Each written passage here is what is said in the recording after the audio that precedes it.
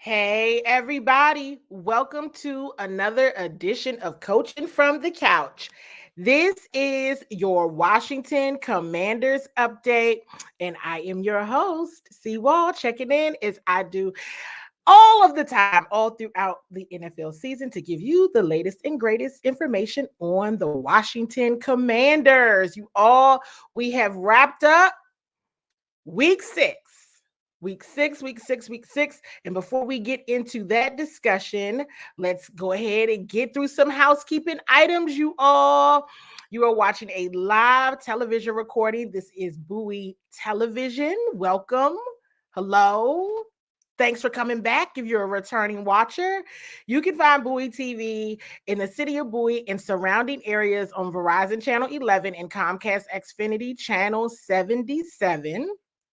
You are probably more than likely watching this on TV, or you are tuned in to the actual live via my Facebook or the Bowie TV YouTube page. So if you're on Facebook, make sure you love this. Make sure you share this show with your Washington Commanders loving family and friends. If you're tuned in from YouTube, I hope you are subscribed. I hope you hit the thumbs up, and I hope you ensure to get the notifications for whenever the channel goes live and has new content available for your viewing pleasure. Make sure you all say hello to Mama Waller. Make sure you all say hello to Pops Waller. Make sure you coming on in, Commanders fans, because we're about to get started because you know I always have a lot to talk about. When do I not? So we're going to go ahead and get started. I see some Commanders fans have already joined in the conversation. So try not to be too late. We already see that Cameron Mingo has checked in and said hello to Mama Waller and Pops Waller.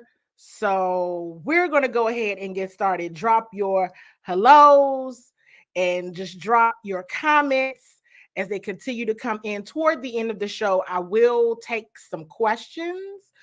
Don't let me forget in case I do, because I might get to going and forget I was going to take questions. So if you all Facebook, hit the love button. Make sure Washington Commanders fans are locked in and tuned in. YouTubers, thumbs up, fire emoji so that I know that you all are here as well. I love to engage and make sure that this experience, especially when we are live, you all are able to see your comments, share your questions, build some camaraderie across Washington Commanders nation, if you will. So drop those comments. I'll be asking questions throughout. If you're new here, just fall on in. Hopefully you will enjoy the format of the show. So with that being said, let's go ahead and get started with a game that I love to play. What's your one word? So let's go ahead and get into game conversation. Washington Commanders lose to the Baltimore Ravens. Baltimore Ravens scored 30. Washington Commanders scored 23. What is your one word to describe how you felt when the game was over? Go ahead and drop your one word to describe how you felt. And Cameron Mingo is already on it, you all. He's already dropped his one word of optimistic. Cameron shares that he was optimistic. So that is great. I see Randy Jones comment here. Randy shares that he was proud. That is Randy's one word. You all continue to drop these one words. I think for myself, right? It's one of those things where, and you're going to hear me say this all the time. We talk about this all the time. You're not going to win them all. And I see that Troy Will said, okay, he was pissed. He was upset. He was part of the number that was upset about the team losing. As I went on, and I was watching the game, in the press box, and I said, after the first half, I said, now this right here was a very, Very good first half of football. Now, this is a football game that we are watching right now. It was good. It was very good. I thought that both defenses, especially in the first half, both defenses, the defensive coordinators have been watching film. I said, okay, Zach Orr has spoke all throughout the week, spoke very definitively about what, just all the things. He spoke about the offense. We heard Coach Joe Witt Jr. from the Commander side speak about the Ravens offense. So that first half, the defense was doing a heck of a job, because there were several instances that I said, well, that could have gone left quick. So keeping the Ravens throughout the game to field goals in certain situations, and just doing the best that they could. One thing that people have to realize, and I see the comment about the secondary. Here's why I refuse to get into the issues about the secondary. Because I reported from Jets joint practice the first week of August that, hey, everybody, look, there's an issue with the secondary. Everybody has known, if this is not the weakest position group on the team, it is definitely a weak link on the defense. Everybody knows this. This is a known thing. And it was going to be illuminated one way or another. We're going to get into that in a minute, because this was something we can't dive into things that you already know is a problem. You just can't. But one thing that'll help it is the defensive line, building that pressure against the quarterback and against the run, which you saw the Commanders do. They did that. They were doing that. Here was the changing kind of where things shifted with that pressure up front. It was when Dorrance Armstrong had to go out of the game. Instant change. Now, a couple of episodes ago, I shared with you all that I have been calling on Jonathan Allen. We'll get into his injury in a moment. Get into, want to hear Jonathan Allen's name more. Want to hear Deron Payne's name more. You want to hear everybody's name more. It's time for the defense to get in a good spot and get going. Then, what do you know? I said the defense hits a turning point, but it wasn't from Jonathan Allen and it wasn't from Deron Payne. It was Dorrance Armstrong. And yesterday, it was abundantly clear to me that when Dorrance went out of that game, the pressure shifted. Last week, I asked Coach about Dorrance Armstrong, and he shared. Everybody knows what they're going to get up with Dorrance. Everyone knows the energy he's going to bring. Therefore, they all follow suit. So think about that. Even if you go back and watch it, that first half was solid as it possibly could be. Because here's the thing.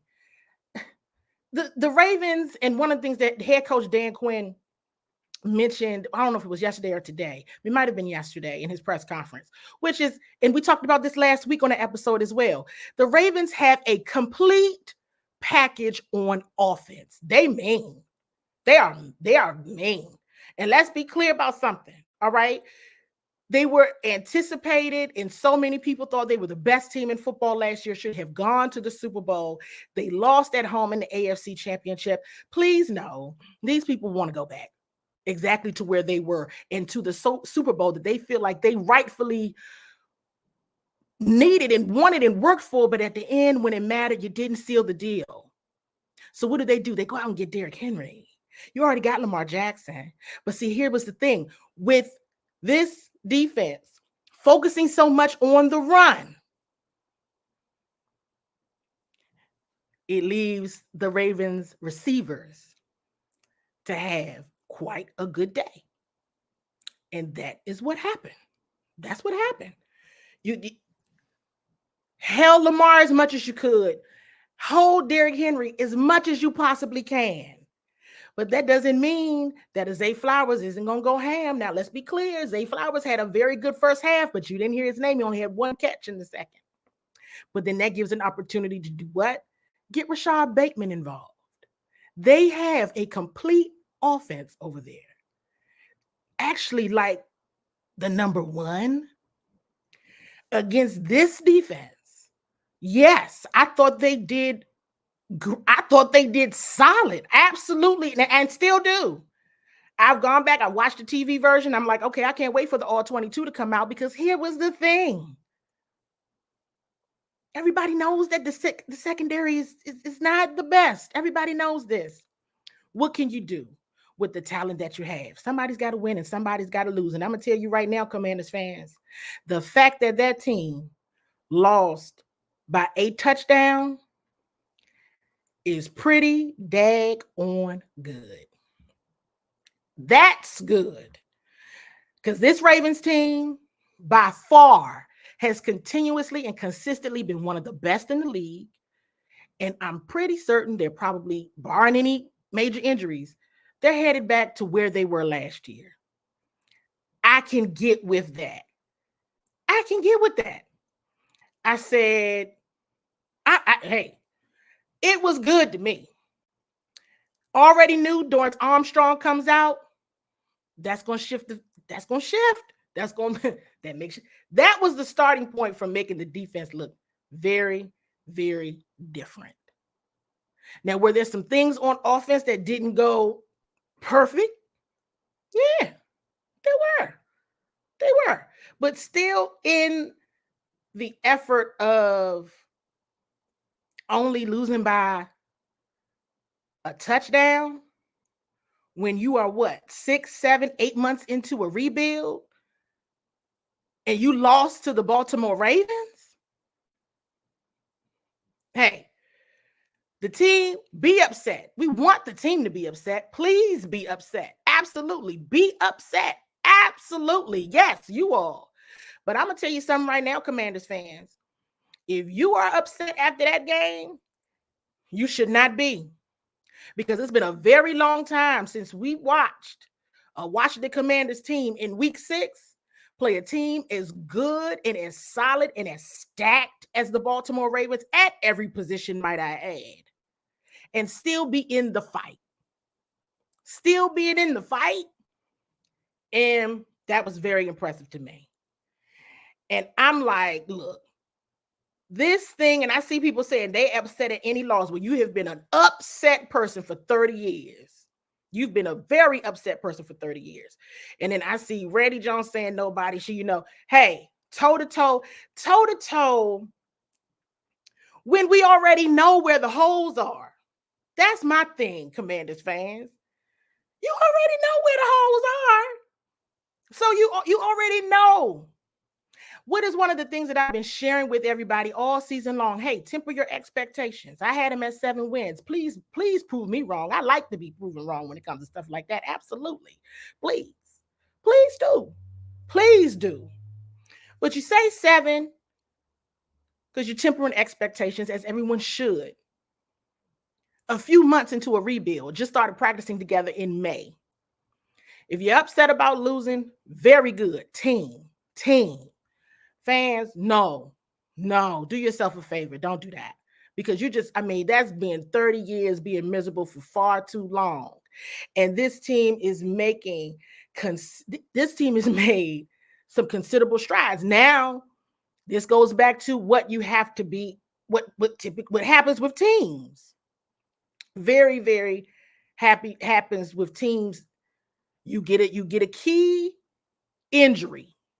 Okay, you get a key injury, because let's not trip on this now. Don't trip on this. Dorrance Armstrong means more than you think to that defense.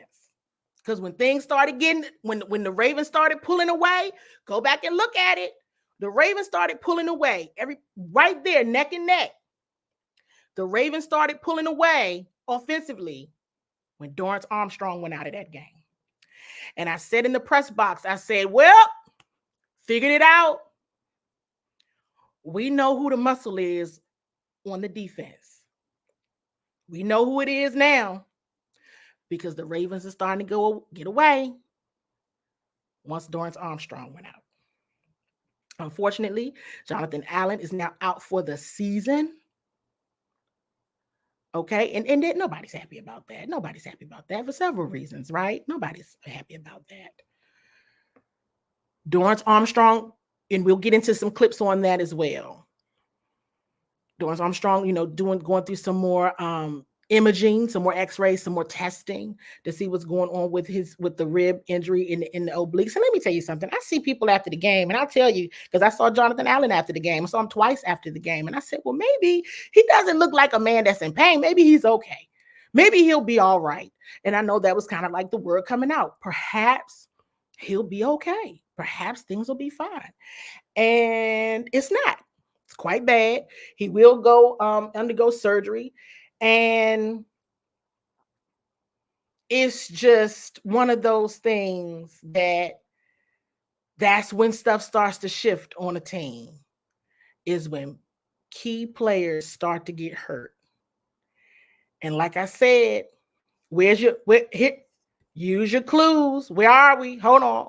Where am I using my clues clip? How to find me, use your clue. Using your clues. When did the Ravens offense start to get away? Use your clues. Write it down in your notebook. Bring out your pen and paper. It was when Dorrance Armstrong went out. That's what happened there.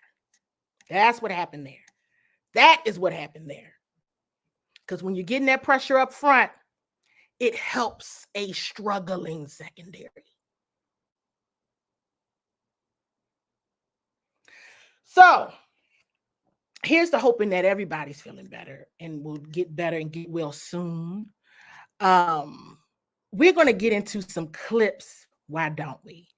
Some of the clips that we're going to get into, some after game press conference clips from Dan Quinn, Jaden Daniels, and then today's press conference as well. Yesterday, no, I didn't ask any questions in the after game press conferences because I was getting the vibe and I was talking to a few players about the game. And that's how I know they were not happy. They were upset. And hey, I like that.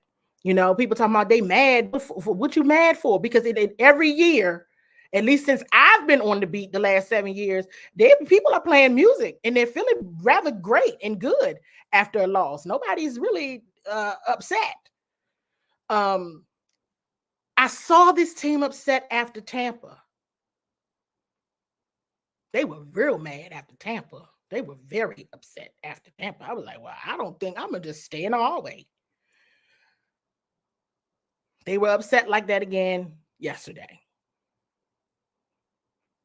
I said, and I actually got up out of my seat. I left the press box early. I said, nope. And I told a couple of my colleagues, I said, I'm going downstairs because I need to see something. I need to see who's so mad. Y'all want to hear something? You want to hear a CWall exclusive? Let me let you in on a little secret on something that I do. I want to know who is so mad and angry that they are still walking through this tunnel with their helmet on. Like they want to still play some football. Like they just need 5 more minutes to go out there. Who still got their helmet on as hot as it is in this hallway? I want to know. I want to see it for myself. I don't want nobody to tell me who got their helmet on. I want to see who is walking and pacing through this hallway and pacing up in this locker room with their helmet on like they want to go back outside. And I saw that. And because I can read people. So that's what they were all doing in Tampa. And so they were doing the same thing. They were doing the same exact thing. And I absolutely correct. I had to get the post because everybody talking about they mad about losing the game. Hey, listen, I got to keep it real. I got to be honest and transparent with you all. It was some people that everybody used to cheer for that used to listen to music, used to come back down the hallway like they was ready to go out. Not that type of situation. Not with these people. And I've shared with you all in a previous episode what Dan Quinn has been talking about in terms of what they've been building from a connection perspective. These guys want to win. These guys want to play hard for each other. When they make a mistake, it hits them hard. They don't feel good about it. They talk about it amongst themselves. They want to get better. Every single rep matters to them. if you are a Commanders fan right now, you should be very, very proud of what you saw yesterday. Because let me tell you something right now. A previous Commanders team would have looked like the Dallas Cowboys did against the Detroit Lions yesterday. Okay, I had to throw that in there. You know, next time you see a Cowboys fan talking some trash Commanders fans, get them straight. Let them know, hey, this ain't that. All right, this right here is not that you're doing over there. Okay, it's not that. All right. Shout out to the Dallas Cowboys. I don't know beef with nobody. I'm objective, but I'm just saying, you know, see people talk crazy. Might got to get them in check a little bit. You know, CWall going to throw a slick one in there in a minute on somebody. Like, hold on, tell them, hey, worry about yourself. Because, nah, that looked real bad. Very bad. But we're not talking about them. Not yet. Not yet. Let's go ahead and get into some clips, shall we? Love button, fire emoji if you are enjoying the conversation. We're getting ready to get into some clips. You are watching from the Culture from the Couch series, the Washington Commanders Update. I am your host, CWall, going through some insights and information from the Commanders' Week 6 loss to the Baltimore Ravens. Shout out to Commanders fans. Y'all showed up big. Y'all just been amazing. Y'all just really doing something. And hey, while you're at it, let me loan $5 because I know those tickets cost a lot of money. All right. Let me get $5. You can give them to me in ones because if you bought a ticket to that game, hey, you in the money for sure. All right, let's go ahead and get into these clips. The offense wasn't going to be able to continue as it had for that kind of 2-3 week period. What do you think of Jaden and the offense? Yeah, I thought, like I said, going into the end, we thought we would have had some chances to hit some earlier, and we didn't.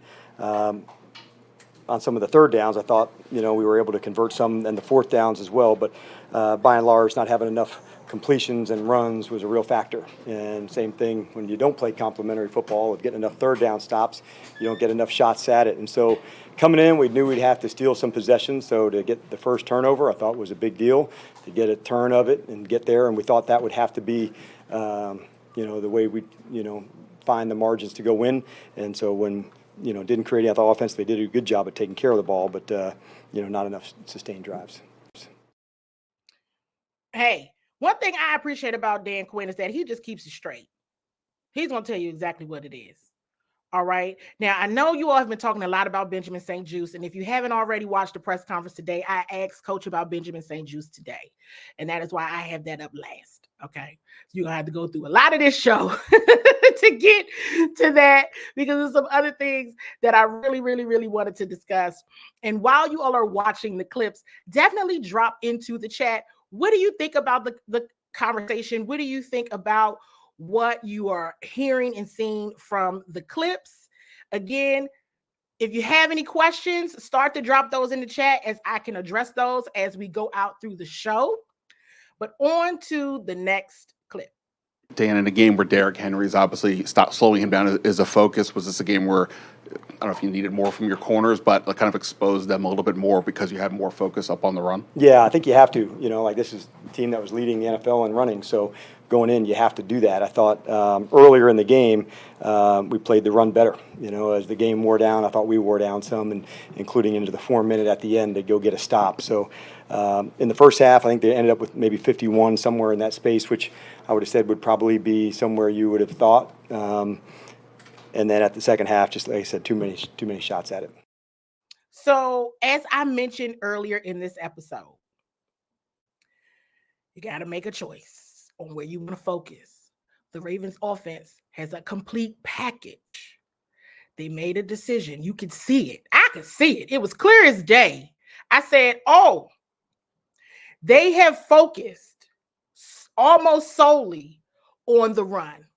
And they're hoping for the best if Lamar gets these footballs in the air. That's what they're hoping for, because you're not going to keep Lamar Jackson. This is Lamar Jackson, reigning NFL MVP, everybody. You're not going to keep this guy from throwing the football. You got to figure something out.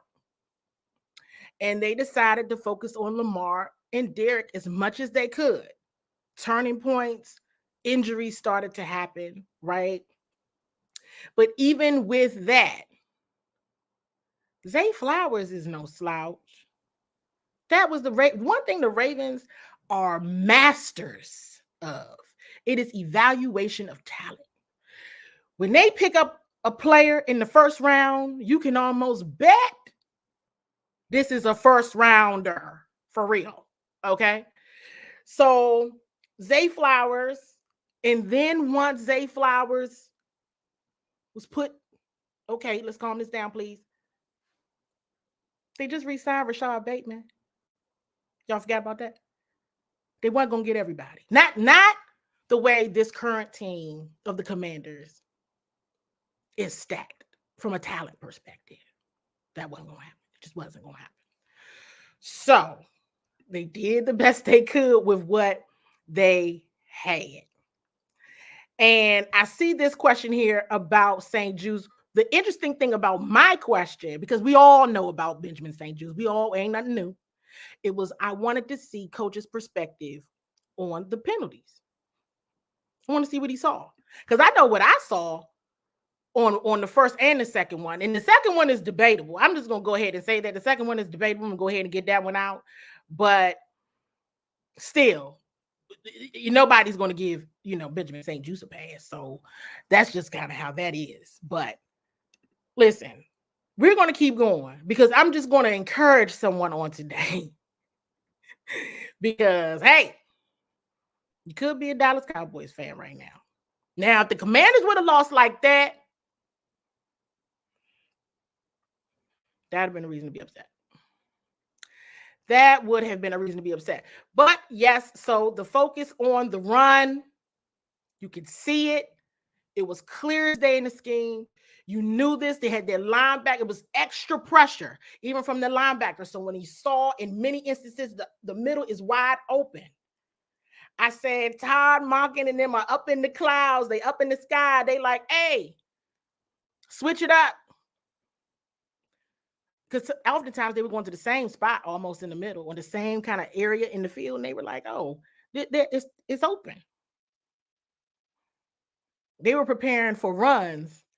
And they were like, just throw it to Zay. You get it off. And it was happening. It was happening over and over again. So you think about the quarterback, and they got tight ends, strong tight ends, right? You were able to see a bit more of Mark Andrews because the Commanders were so prepared for Isaiah Likely, right? So you say, all right, they're doing the best they can with Lamar. They're doing the best that they can with Derrick Henry. They're doing the best that they can with Isaiah Likely. That left Mark Andrews and the whole daggone receiver core open for the most part. And hey, and I'm not even trying to be funny. I keep saying this, but they really could have lost. A previous Commanders team would have lost like how the Cowboys lost yesterday. And I hate to keep saying that and reminding everybody of that, but that is a very true statement. And I'm saying this is a true. I'm saying this is a true statement. But come on, Commanders fans, you all know this. You all know this yourself. Many of you have sat out there in all types of elements and weather and watched that foolishness, and you come right back the next week and watch it again. So you know that's what they've done. You have to know that you saw a difference and see a difference in where they are. And I feel like these clips really going to get to it because even Coach Quinn is going to mention, I don't know if I have a clip on that, how upset the team was. So they weren't just upset around me, they were really upset. I don't want to be happy when people are upset, but I'm telling you, it is a resounding message. When it's a good thing. It really is a good thing. I want to move on to this next clip. Check this one out. This one is around 2 minutes. So drop in the chat some of your comments that Dan Quinn is sharing in this clip.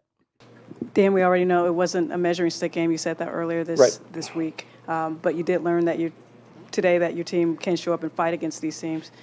These caliber teams. Correct. Specifically, when you're back on that bus this afternoon, is there something that's just going to stick out to you as far as like, yes, that was great, or even on the negative side that we definitely could have done that better? Going down at the end, we were down 2 scores, and so we were really clear if we got to a certain timeline, we would kick the field goal to go get a stop to give us another chance. So I thought, I'm pleased that the team understood the strategy there. You know, where this is what we have to do to win when you're down 10 points, and it's not an ideal situation to be in.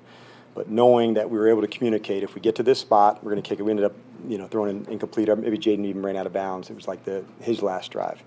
So to kick a field goal into that spot, go get into there to get that stop, that one leaves a mark, because if you get a stop and you get a punt, at least you have a good chance. Hey, man, it's a long drive to get into the end zone, but you got a shot. And with him, I feel like we're always in the fight, because sometimes he might just make a play outside the pocket with his legs that other people aren't capable of. And, they did a good job today of trying to crown him. There's still some times he gets outside and makes plays. So the lessons are there for us to learn. We will learn them. But I would say we're strong in the situations in our young time together, to reference what we were talking about earlier. And that's really important, because I think you guys probably know it better than me. Through the first 6 weeks, I think it's 75% of the games are close to that. Maybe it's 70% are within one score, within 8 points. And so that's the fun part of our league. Like, there's battles, and today was a battle. And when we take our shots, we got to learn from them and say, all right, we're going to be in a lot of these kind of fights against a lot of good teams. And that's why I was referring to, like, I want us to be comfortable in those spots. But you do have to go through them.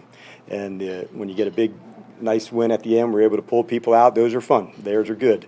And we definitely want more of those. But the ones today, I'd say sometimes the lessons there are just as effective. So it's a couple of things that I want to share, and I'm looking at some of the comments here. And this is one of the things that I mentioned. I'm so glad you got it, Mazdak. If I had a gift, I would give it to you, because you caught on to it and you dropped it in the chat. Knowing you're in the game, you always got a chance when Jaden is out there. Very good. Very good. Anyone needs an encouragement? Know that at least that position is figured out. All right. They were all mad. Everybody was upset. They wanted more opportunities. They wanted more time. So it is, Dan Quinn mentioned their young time together. This isn't a lot of time. And it's not a lot of time. And I'm still impressed, because there's certain things that happen and I'm almost like, are they repeating each other? Like, is this the same? Everybody saying the same thing? Yes. Okay. But that means that they're all on the same page, right? Even the coaching staff, I had a couple quick conversations with some of the coaches as they were leaving, and they were like, I want to go back to the comment that I placed on the screen for you all that Melvin Russ McCray shared, that they hired a defensive specialist. If you need to be encouraged, they had to call in help. Help us. Help us. Help us out. Okay? Ain't nobody has ever had to call in help to figure out anything. The Washington Commanders, whatever name all the names in the past, nobody had to call in. No, they had to call in reinforcements to help them out. As soon as the game started, I said, ooh, look at this. Somebody's been watching a lot of film. Somebody said, wait, Lamar got a streak against rookies. Can't go out like this. Help us out. And they did. It was very apparent to me. It was very apparent to me to come in and help them. Hey, I said, oh. And they still did fairly well. I think they still did. I mean, I'm even going back to offense as well. They still did well. Considering there's definitely some of the challenges that happened, there was some missed, there was some incompletions, there was 2 on LZ, there was 1 with Noah. If you get those moments back, you get them back all the time. But I don't see, those are the things to me that matter. I'm looking at some of the things, as Dan Quinn would say, and maybe I've been hanging around him too long too, which is these are things that don't come up on the stat sheet, right? I need to know what people are saying. I need to know what they're thinking. I need to know what they're feeling. And once I find out you had to bring in some help to figure out what we're doing over here, and we week 6 in, and we're only 6 months into even being a team and coalescing around one common goal, and that is to be strong competitors in a competitive team in this league, and you had to go and call some people to come in and help you and figure out what we're doing over here. Okay, I already know you're going to be ready. You're going to be ready, as you should be. As you should be. And you just got to learn from it and accept the fact that they were in a battle. A previous team would have laid down in the second quarter. They'd have been like, you know what? Don't even worry about it. It's okay. We're going to lose this football game. No. Right? No. And knowing what I've seen and heard, how they responded after the Tampa game. Hey, if you're going to lose to the Tampa Bay Buccaneers, you're going to lose to the Baltimore Ravens. What you need to understand and know, and that's something that's going to be shown in another clip, is simply that they're not there yet. And this is why I've been saying, temper your expectations. Everybody, come on. Think about it in real life. Because it's what's another thing I like to say to fans. Don't let your fandom cloud your judgment. Please don't. Don't let your fandom cloud your judgment. Ain't nobody going to sit up here and go 16-0. You're just going to win every single game. They don't do that anywhere. So they don't do that anywhere, actually. So I'm going to continue to harp on this point because I saw so much negativity yesterday. And that's why I'm calling it out on the stream. Like, what is going on here? Huh? You know, what is going on here? At 4-2? This team could easily, in the years past, they'd have been 2-4. Might be 0-6. Definitely 1-5, for sure. So, and with the coaching staff that's working very well together at getting better. There's a lot to learn. And it is a lot to learn in a fast, quick period of time. And this is week 6, and everybody is acting like the sky has fallen, and everybody needs to stop. For real. Like seriously. Love button, fire emoji if you're just tuning in. This is from the Coaching from the Couch series, the Washington Commanders Update. I'm your host, CWall. This is a live Bowie television recording. We're going through all of the things about week 6. Let me keep moving on to the various clips. And I see a couple things. We talked about Brian Robinson Jr. being announced. We're going to talk about that.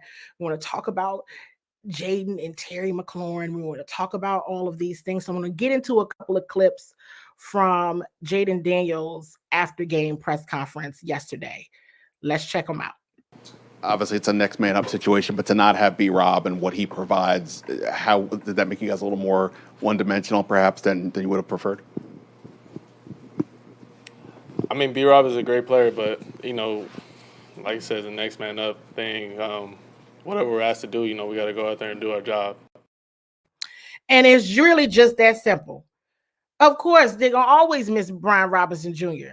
Of course. But they still got to go out there and do their job. It is what it is. Now, I will say, from an offense perspective, I did think there were some areas where Cliff was being a bit more conservative than I would have liked to have seen. I wanted to see a bit more features from Jeremy McNichols. But hey, I think the Ravens are just good. They were ready for it, but I definitely would have liked to have seen where they were prepared for Austin. I still think Jeremy McNichols has some speed and can break tackles, but I would like to have seen him featured a bit more in some of those spots. But again, there's just some plays that, hey, I'm sure the offense, if they could get them back, they absolutely would. Definitely still some penalties on offense as well. Penalties throughout. Got to get through those penalties again. We'll talk about the DPI specifically on Benjamin St. Juste here in a bit, but there was still some promising things. I'm going to focus specifically on that. We'll, of course, get more information as the week goes on Brian Robinson. But, Coach Quinn was kind of, basically clear. Hey, look, they're not going to push him. They're not ready to go. We knew that they were going to take a look on Friday practice and, things didn't go, they did not to their liking on Friday. So they were going to check him again on Saturday. There was still some soreness there. They say he's not going to go. And I can appreciate that because it is week 6 and nobody is going to mess up Brian Robinson Jr. This is a long, long time. And so let's keep, let's just keep going. Let's see what happens. Now, I will say from the perspective of also just, passing a bit more, that I would like to see the tight end group utilized a little bit more. And I know they're still working with the team. So it's like, I'm trusting that they're not going to feature a player that's not ready to be featured. But yesterday, and we saw a bit of Zach Ertz. I talked about this on a previous episode. Like, hey, this could be an opportunity for Jaden and Zach Ertz to build that security blanket relationship back up. Saw them off a bit in week 5. Let's get them back more engaged this week. I said also, this could be an opportunity for rookie tight end Ben Sinnott to get active. Ben Sinnott, I've been calling him this. I don't even know if he knows I call him this. He is a bulldozer. And so let's see what he can do and what he can bring. But hey, I got to trust, hey, if he's not there, he's not ready to go, then he's not ready to go. Not saying that he's not. I'm just, thinking through all the possibilities of why he has not been leveraged in that way just yet. So that's probably one of the things that I was kind of missing out on. Like, oh man, I thought, maybe the more tight end features this week. Perhaps this was the week to get Ben Sinnott more engaged. But no, but not. And that's okay. That is okay. But certainly would have liked to have seen a little bit more of Jeremy McNichols. So let's go into this question on Jaden Daniels and Terry McLaurin. And then some more connections with Terry today, despite the loss. Do you feel like you guys have hit kind of a groove, so to speak, or do you still think you're kind of building that relationship? Yeah, man, I just think I'm still growing. I think everybody's still growing as a team. It's first year playing with each other. First couple games. So, we're going to keep going from that. Listen, yes, incredible catch on 4th and 6. And I reposted today. If you are on X, Tim 48 from the Washington Post has a clip of Terry in the locker room describing that play specifically. And this goes back to just the intellect of Jaden Daniels. So you really have to, if you have, I reposted it on X. Make sure you all are following me at CWall SE. Go and check that out. I reposted it. And or if you're following Sam 48, go ahead and check it out. It gives you the scoop on just that play and a lot of intel if you're using your clues on the type of leader and just the person, again, an intellect that Jaden Daniels has. I was just blown away by that 4th and 6. I was like, wow. And it 4th and 6, and so you still see things that you can say, that's the thing. That is the thing. And as they continue to build that connection and rapport, I'm not just talking about Jaden and Terry, I'm talking about the entire team. You will see more of that. And you will see more of that just happening because they've done it and they've worked it and they're operating now in these real life game environments and they're able to do it. You don't do it until you get in the situation, until you get in the fight, until you get in the battle. So we're seeing them already take these chances, very real life chances that one day, if they're in playoffs, NFC Championship, Super Bowl, you're going to come up on a 4th and 6 that you got to make work. And so be looking out. Every week so far, we've seen a wow. Whoa. Can't believe that word. And it's working. So let's just move on to the next clip. Hopefully, for those who are discouraged for whatever reason after this loss, get some more encouragement. I'm going to keep trying to encourage y'all. I'm going to keep trying to encourage y'all because you need it. Bobby Wagner said he's been through this where you're kind of on a run and then you learn from these games. What was the coach's message to you guys? Yeah, these are the type of games we want to be in, and it's the type of games that we're probably going to be in moving forward. And, you got to be able to pull those out. This is the type of game you want to learn from and move on to the next. Yes, indeed. You have to move on to the next thing. You learn from these games. Like Chick said, hey, listen, this is what Bobby Wagner said. You go on a streak, you lose, and you're like, dang, whoo, don't want to have to go through this loss.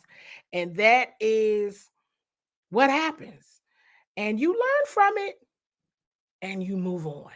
With that being said, let's get into today's press conference with Dan Quinn for Tell the Truth Monday. Hit you a little bit, speaking to the team today, Tell the Truth Monday. And I think biggest truth, we're not where we want to be yet. And I was honestly proud as hell of the fight we showed in the game yesterday, but I also think there's definitely another gear, and it's a gear that we need to get to. And to finish against the teams we know we're going to have to go battle with, that's what we're grinding for, finding that next gear. And leaving the game, I would say, how do I know we're ready to learn that and to get there? And I think 6 of the words I heard in the locker room last night, we're effing going to learn from this. And it was strong, and knowing that we have to be ready to not only play hard, but find these moments that we can go take that next step, take that next gear. And that's what I anticipate us doing, and getting back into the work week and into the process of getting ready for this game. So. Listen, learn from it, move on. I know you all are interested in hearing more about the Jonathan Allen injury as well as other injuries as well. So I will jump right into those clips. John Kahn. Hey, Dan, can you update us on John Allen? Yes, so John has a pec tear. And it's a big blow for us, John. John Allen's honestly been a staple player, here in the play style and the attitude. So, we're really bummed for him, as the man and the ball player. And we'll certainly miss him this season. And he should likely get surgery, in the days ahead. And then when you lose a guy like that, you drafted Johnny Newton, you have to dare him. How do you replace him? What's the plan there? Yeah. For sure, it'll be a multitude of people and roles and how we can feature guys to do that, because John's rare and he's got unique skills and talent. So it's not just plug and play. And the good news, we got big, deep crew, and we'll feature all of them a little bit differently in finding the ways that we can do that. But we'll certainly miss John and the strength and the attitude that he brings inside. And now some more information on the other injuries. Dorrance Armstrong, Javonte Jean-Baptiste as well.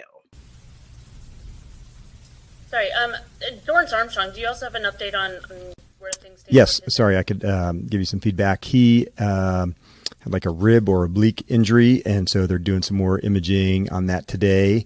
And Javonte Baptiste also has an ankle injury that, will hopefully get some more information on that. The x-rays were negative, but certainly dealing with the type of sprains and things to go. So we'll take a good look at it, Nikki. But both of them weren't able to finish yesterday, and as they're going to go through the images and stuff tonight and tomorrow, we'll have a better sense for where they are in the days ahead. But definitely was a hard afternoon on the D-line on some injuries, and that was hard.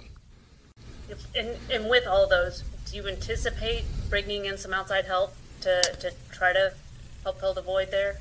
Yeah. All three guys, really. Yeah, and we have, we're fortunate that, FA coming back certainly was one to come back off of IR, and some other guys that are here within the program. So it'll be something that Adam and his staff and I will visit with about. But there's also guys here, for this purpose. And when those moments happen, are you ready to deliver? And the team, the example I use most, honestly, Nikki, with the team is Jeremy McNichol. and his ability to step in and go. I think if there was a person that said, this is how you stay ready and your moment comes, you nail it, he's the one on our team right now that comes to mind first. And in previous episodes, you all have heard me talk about Jeremy McNichols. You heard me say something a moment ago about kind of wanting to see a little bit more of him because, yes, Dan Quinn is going to keep it straight and let you know straight up of what it means to be next man up. And when you need to be called on and when you need to make a ruckus out there on the field and advocacy for the team and the scoreboard, he can absolutely make that happen. So I just think we'll just have to see what happens. This is a brutal game, and there's a lot that goes into it. We all have been seeing injuries every single week. Some quite devastating, right? So we'll just see. We'll just see what happens. We will just see what happens. Let's get into some more. This next question was about what needs to happen to get the team to that next gear, if you will. When Coach Quinn is saying, hey, we're not there yet. Newsflash, everybody, they're not there yet. Are they somewhere? Yes. Are they better than they were previously? I think we can all say yes. This team is better than they were in a short period of time in week 6. Are they there yet? No. I think we all knew that as well. This is why a recurring message from me will always be temper your expectations. Learn from those teams that have complete packages on both sides of the football. And in a perfect world case, including special teams as well. So they're not where they were. They are not what they aspire to be. And that is not a problem in week 6 of their first year together. Do I need to say that formula again? Let me know if I got to lay that formula back out again, okay? Because I can. Not where they were. Not where they aspire to be. Not a problem in week 6 of their first year together. Not a problem. All right. Okay. Let's keep moving on. But again, in the spirit of understanding and knowing what needs to happen to get them there, this is an opportunity. Pull out your pen, pull out your paper. This is use your clues time, you all. Okay? Use your clues time. 1, 2, 3 coaching points that you had coming out of watching the film from today's game to get where you guys need to go. Yeah. What was that for us to get to that space? Yeah. Awesome. Well, I thought, let's start, things that I liked first. I loved the on-field position. We thought that was going to be one of the battles going into it to say, could Tress and the guys have some chances to change field position? They did. And I thought we also did a good job, with the ball. And so those two things were part of the keys. The things that we thought, really needed to change, third down on both sides wasn't, what we hoped we'd needed to accomplish. The time of possession really got out of whack. And I think a lot of that had to do with some of the third downs and, quite honestly, some penalties on third downs where some drives were extended. I believe they were maybe 6 of 10, but I imagine there was at least 2 or 3 more on a penalty of 2 PIs. I believe they were either on third or fourth down. And then on the offensive side, not creating enough and generating enough first down. So those would be, one of the big takeaways of going into it to say, hey, in these moments, can we go get it? And so the third down was one of the big takeaways for us in this game, both sides of the ball. And so, hey, Coach outlined it very clearly. I hope everybody wrote it down. That he said it. He said it. It's super clear. He knows what he means. He knows where it is. Now, is it his? Now, one thing he's not going to do, he's not going to say it out loud publicly in a press conference, but we all know because everybody's watching the game. And if you watch the All 22, you can see it there as well. where those challenges are. Now, had they been better at it? Yes, they had. And then here comes the Baltimore Ravens. Now, if this ends up happening against the Carolina Panthers, we're going to have a different conversation next Monday. Okay? It's going to be a very different conversation next Monday. But when you're talking about a Baltimore Ravens versus a Washington Commanders roster as it stands currently, when you're looking at two rosters just side by side and looking at talent-wise, Baltimore Ravens talent-wise are better than the Washington Commanders talent-wise.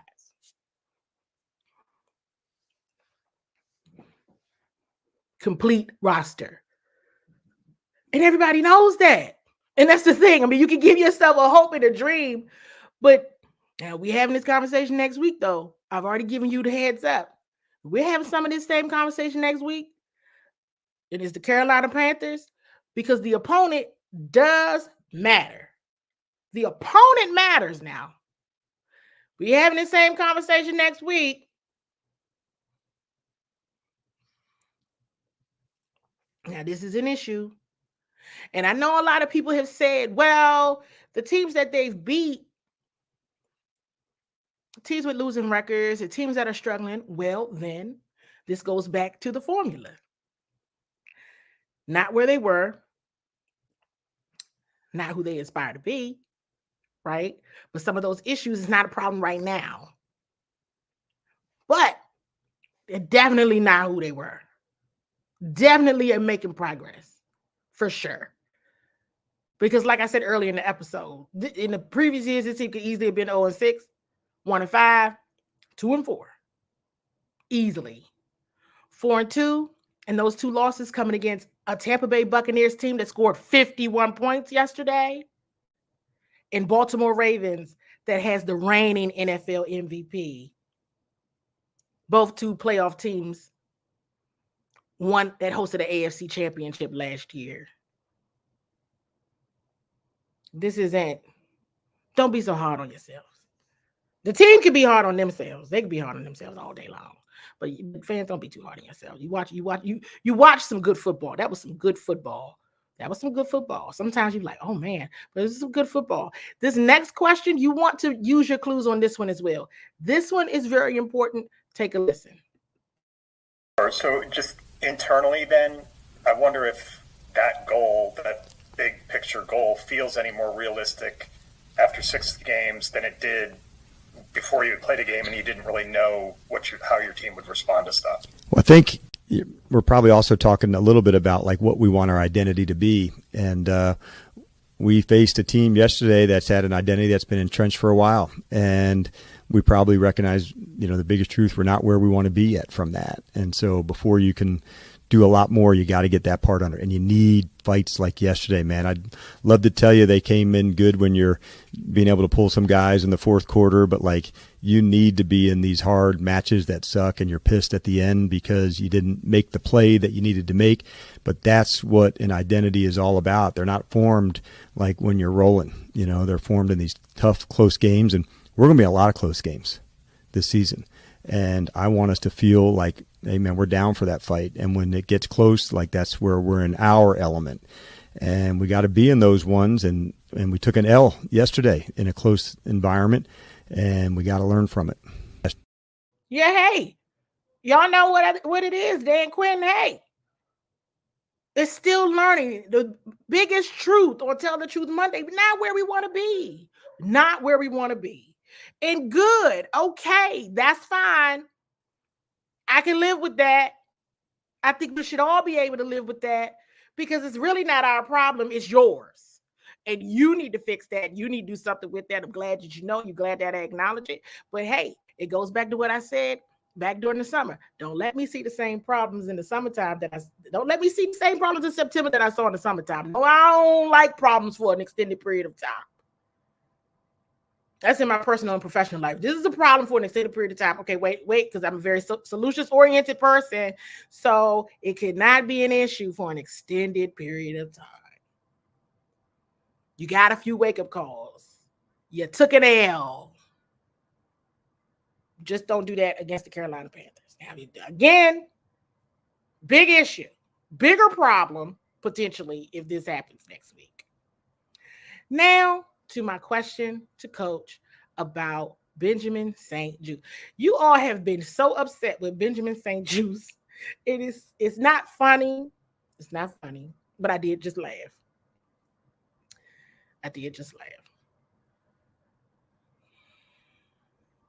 Listen, teams are going to, and I don't even think he was being picked on. It wasn't even that. I just listen to my question to Coach, and then we're gonna talk about it after the clip. How about that? Let's do that. Hey there, Coach. Good afternoon. On the pass interference calls on Benjamin St-Juste, what did you see happen there?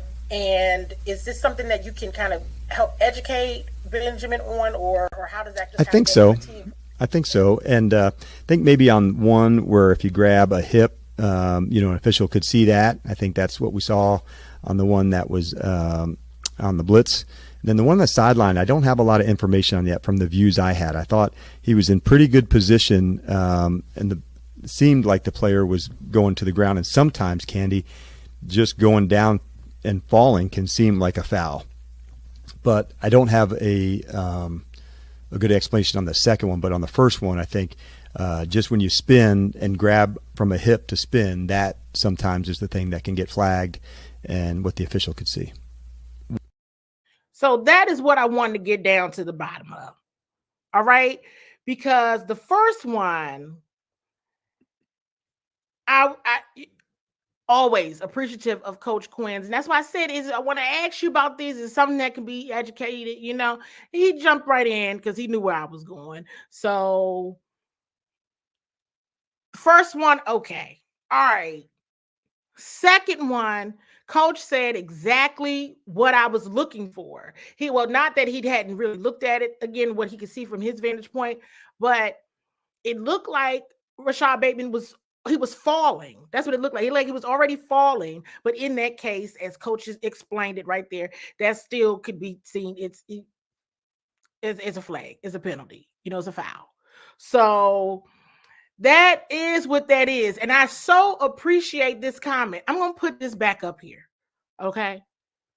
And that is why I'm like, look, y'all, look, everybody, look, everybody. Okay. We know who he is. All right. We know.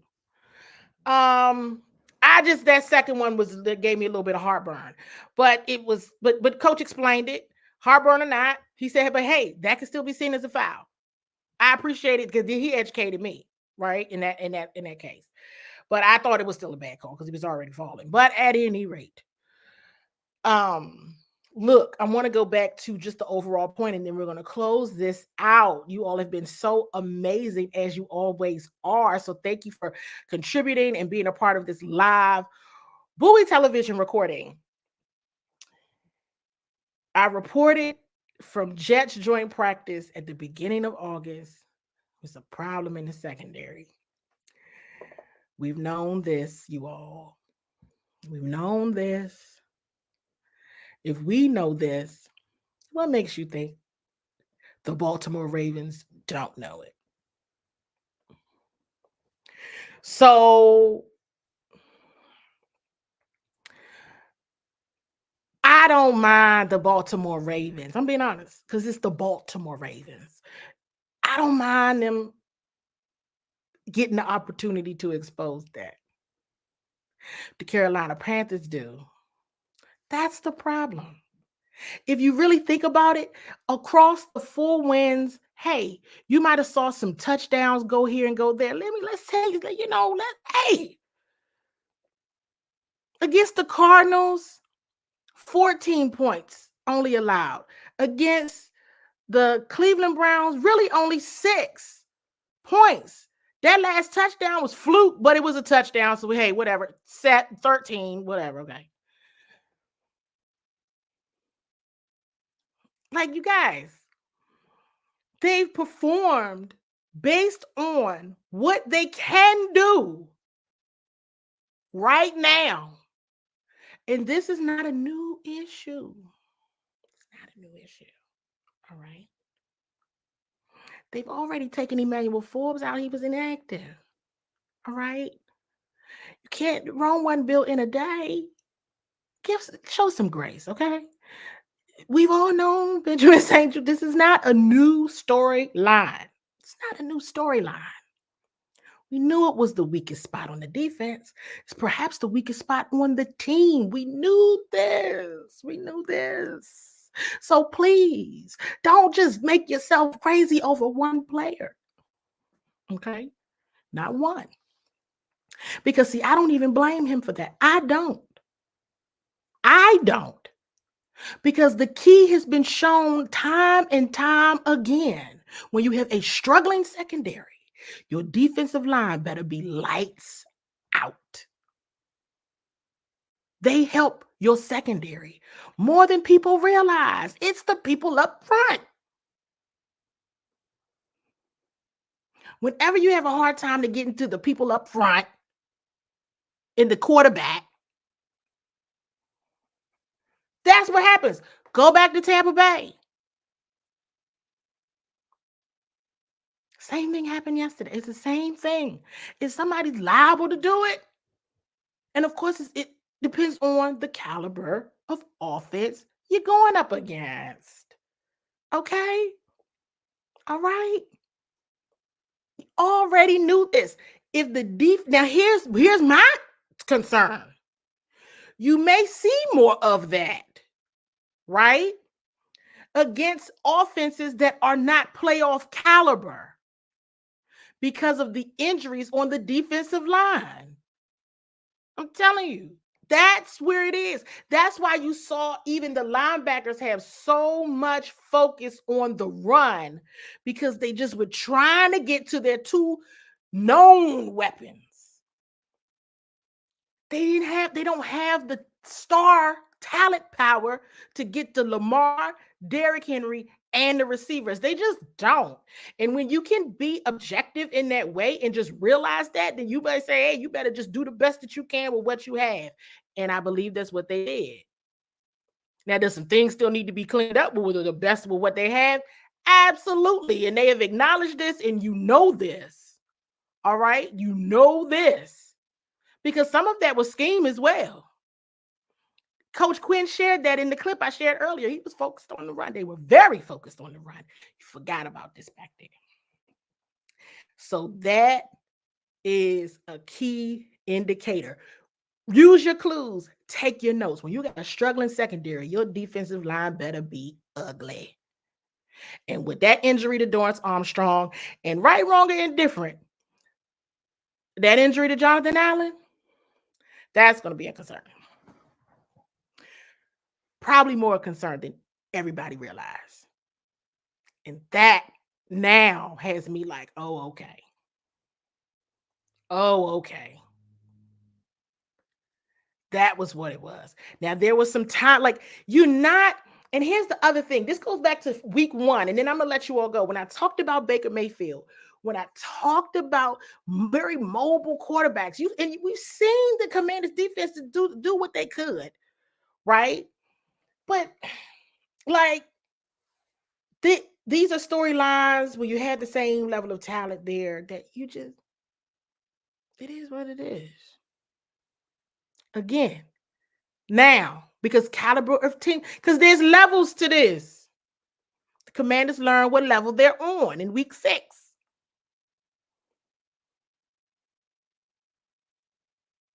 I'm not sure why there's so much surprise.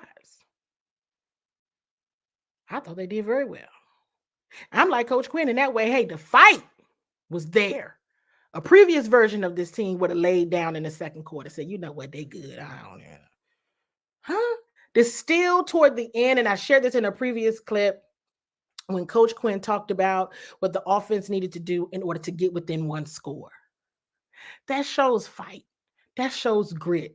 Y'all ain't going to get us down by 2 scores. All right, if you end up winning, okay, whatever, but you're not going to get us down by 2 scores. And that is good. I'll leave you all with this, Commanders fans, because we're going to talk a bit more as we get ready to be back at Northwest Stadium to face the Carolina Panthers. Some of this, we better not be talking about against the Carolina Panthers. Now, use your clues on that one.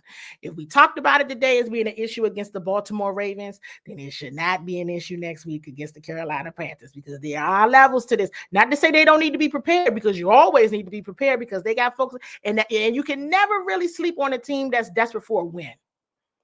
A team that's desperate for a win, folks that are desperate to keep their jobs, you can never, ever, ever turn your back on them.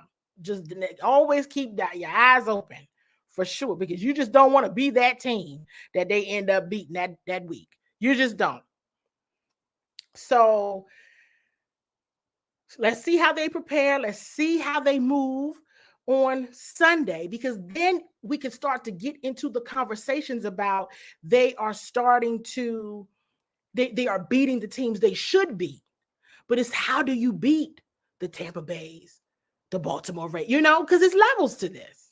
So what gets you out of that middle of the road and the top tier? What gets you there? But they're on to something.